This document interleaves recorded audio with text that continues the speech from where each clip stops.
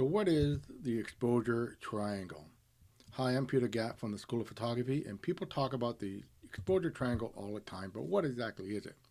Well, it's composed of three things that we get to control to influence our exposure. How light, how dark, or the perfect exposure, the perfect density.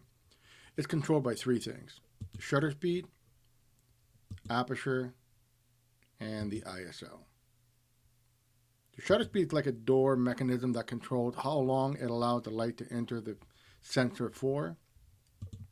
Aperture controls the volume of how much light comes through the lens.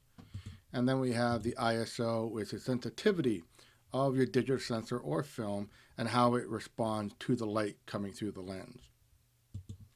With a slower shutter speed, like a 30th or a quarter of a second, it is going to allow more time, more light, but it also may allow for motion blur. With a faster shutter speed like 250th, 500th, even 1000th of a second, it allows less light, less time, but you have a better chance of stopping motion, freezing the action. With a bigger aperture like f2.8 or f4, it allows more light, but you have what we call shallow depths of field, less things that are in focus. With a smaller aperture like f11 or f16, you have less light coming through, greater depth of field, so more things in focus.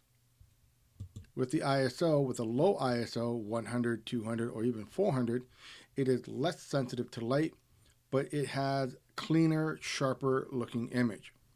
With a higher ISO, 1600, 3200, or higher, then it is more sensitive to light, but it has more noise. The spottiness, the dot that we see in the photograph. If you would like to learn more about photography and attend a 6-week photography course, please visit our website.